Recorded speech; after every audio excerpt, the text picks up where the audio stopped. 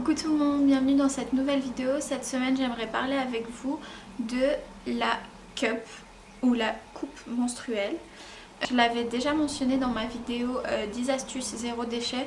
Je vais la mettre dans le petit i et du coup je vous fais une vidéo un petit peu spécialement dédiée et plus précise sur ce que c'est, etc. Mon expérience surtout. Donc si jamais ça vous intéresse, si vous hésitez à franchir le pas, je vais vous parler vraiment de mon expérience. Après je sais que sur YouTube il y a pas mal de vidéos, donc n'hésitez pas peut-être à regarder des vidéos de personnes différentes qui ont des avis différents pour essayer de voir. Parce que je pense que c'est très personnel. Donc rentrons dans le vif du sujet, donc la cup ou coupe menstruelle. Je vais dire cup à chaque fois, je vais arrêter de dire les deux mots. Donc ça se présente comme ceci, donc ça c'est la mienne, que j'utilise depuis maintenant plus de 2 ans. Ouais, ça fait plus de 2 ans que je l'utilise. Et donc voilà, ça se présente comme ceci. Donc vous voyez par rapport à ma main à peu près la taille, c'est pas très grand. Enfin pour certaines personnes ça peut paraître très grand vu l'endroit où on va le mettre, mais bon ça reste assez petit. Donc c'est en silicone, donc c'est hyper flexible. Et pour ceux qui ne savent pas à quoi ça sert, en fait c'est tout simplement pour remplacer tout ce qui est protection menstruelle, donc tampons, serviettes hygiéniques. Et ce qui est top avec ça, c'est que c'est pas à usage unique en fait. Donc dans l'idée du zéro déchet sur lequel j'avais fait ma vidéo, mais aussi dans une idée économique parce que ça, du coup on a beaucoup moins d'achats, parce que comme vous savez les protections hygiéniques ça coûte très cher. Voilà, ça peut être une alternative que moi personnellement j'ai trouvé intéressante. Donc je vais vous parler de mon expérience. Moi personnellement, donc je vous disais, ça fait 2 ans que j'utilise. J'utilise pas plus du tout de serviettes hygiéniques ou de tampons. Donc avant c'était les deux méthodes que j'utilisais, principalement des tampons. Pour ma part, en 2 ans, j'ai jamais eu une fuite avec la cup. J'ai trouvé ça super facile d'utilisation. Au début il faut un petit peu savoir ce qui nous convient à nous et comment la mettre, etc. Ça a un petit ajustement. Donc je vous conseille le premier jour au moins où vous l'utilisez de faire ça chez vous tranquille, sans pression, de ne pas sortir toute la journée derrière. Donc voilà, le concept c'est que du coup on insère la cup comme on pourrait mettre un tampon, puis le sang va être recueilli ici dans le petit réservoir en fait, qui ici techniquement de chaque côté ça doit épouser les parois de votre vagin, et du coup quand ça coule ça devrait couler dedans et il ne devrait pas y avoir de fuite. Et quand vous voulez vous changer en fait vous le retirez, vous videz le petit réservoir dans les toilettes, puis vous rincez et puis vous remettez. Donc voilà, ça c'est le concept de base. Maintenant je vais vous parler de moi sur l'aspect plus technique, comment je l'utilise, etc. Donc si ça vous intéresse. Aussi je vous ai pas dit, donc la mienne franchement je l'ai acheté un petit peu sur un coup de tête. Donc je l'ai acheté au supermarché il me semble, et c'est la marque Orga Cup, un truc comme ça. Je vous mettrai le lien en barre d'infos si je trouve.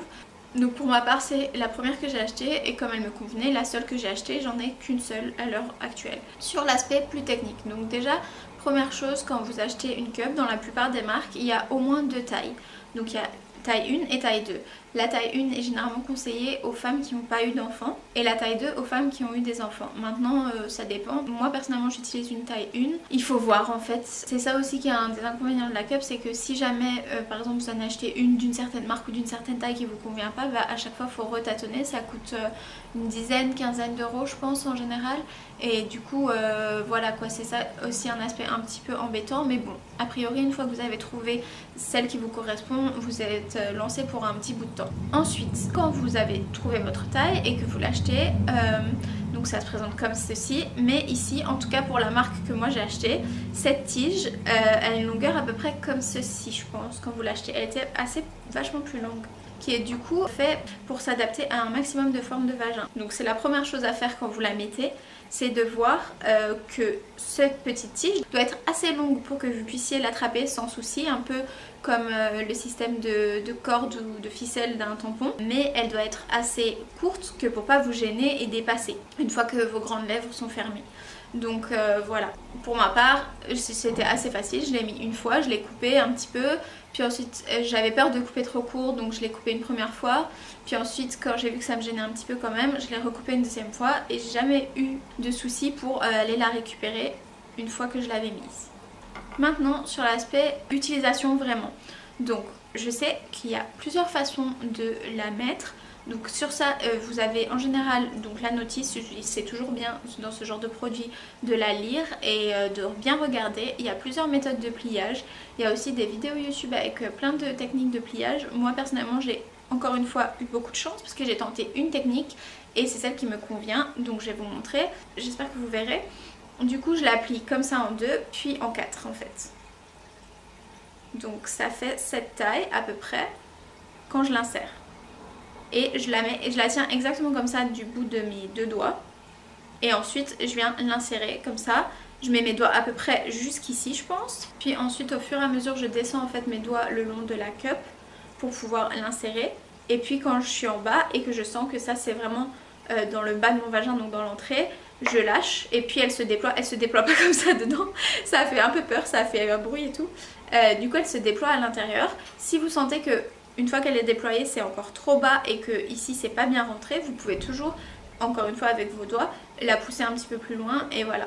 L'important c'est juste que ce soit assez loin, encore une fois, que pour pas vous gêner, mais que vous poussiez pas trop loin pour que vous sachiez la récupérer grâce au petit système de tige. Moi personnellement quand je la mets je suis accroupie. Maintenant c'est un peu comme un tampon, vous pouvez vous mettre dans la position où vous vous sentez le plus à l'aise et surtout le plus détendu. Une fois qu'elle est mise, donc on peut la laisser et voilà.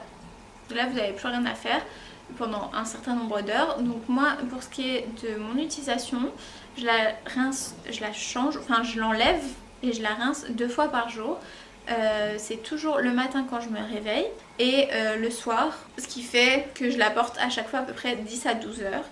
Et pour mon flux personnellement, moi j'ai jamais eu de problème et même elle a jamais vraiment été pleine à chaque fois que je la récupérais.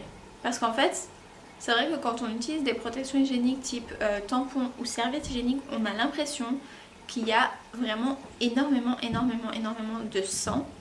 Et c'est quelque chose qui m'a hyper étonnée au tout début où j'utilisais la cup, c'est que en fait, mis comme ça vraiment dans un récipient qui se remplit, bah, c'est pas en termes de quantité, c'est pas tellement en fait. Ensuite, bah, une fois qu'elle est pleine, qu'est-ce qu'on fait? On la retire. Pour la retirer, moi c'est vraiment l'aspect au tout début qui me faisait le plus peur. J'avais vraiment l'impression que j'allais tirer et que ça allait faire... que ça allait vraiment... faire comme un système un peu de ventouse ou que ça allait se renverser parce que ça allait être tellement plein. Donc déjà normalement vous avez les petits trous qui se situent ici et qui sont exprès pour éviter l'effet ventouse et que ça puisse se retirer sans souci. Il faut y aller super doucement, donc moi je tire sur la tige tout doucement, exactement comme je ferais avec un tampon. Une fois que c'est enlevé, je la vide généralement dans les toilettes, puis je la rince au robinet avec de l'eau froide tout simplement et je la remets directement après. Donc ça c'était l'aspect un peu plus technique. Ce qui est super important et que j'ai oublié de préciser, c'est qu'il faut la stériliser. Pour ma part je le fais à chaque début et fin de règles. Donc c'est à dire avant la toute première fois où je vais l'utiliser quand j'ai mes règles, je la stérilise et dès que mes règles sont finies, la dernière fois que je la lave, après l'avoir rincée sous l'eau froide comme à chaque fois, là à ce moment là je la stérilise encore.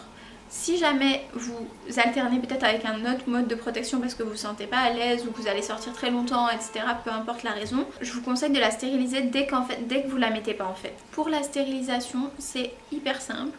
En fait, c'est juste qu'il faut la laisser bouillir dans un grand volume d'eau pendant environ 5 minutes. Il faut surtout pas l'essuyer pareil parce que vous risquez de remettre des microbes. Et une fois qu'elle est sèche et plus chaude, vous pouvez la remettre ou la mettre. Ce qui m'a vraiment étonnée, comme je vous ai dit, c'était déjà la quantité de sang qui n'était pas si phénoménale en fait. Et surtout le fait qu'il n'y avait pas d'odeur. Donc en fait, quand je l'enlève et qu'elle est pleine, ça sent pas du tout, mais alors pas du tout comme pourrait sentir une serviette hygiénique ou usagée ou même un tampon usagé. Bah, comme je vous disais en début de vidéo, voilà, moi je suis super contente du résultat et de mon expérience parce que ça fait plus de 2 ans que je l'utilise. Voilà, après plus de 2 ans où j'utilise, vous voyez, elle n'est pas du tout tachée, elle sent pas du tout mauvais et elle est encore utilisable pour un petit moment je pense.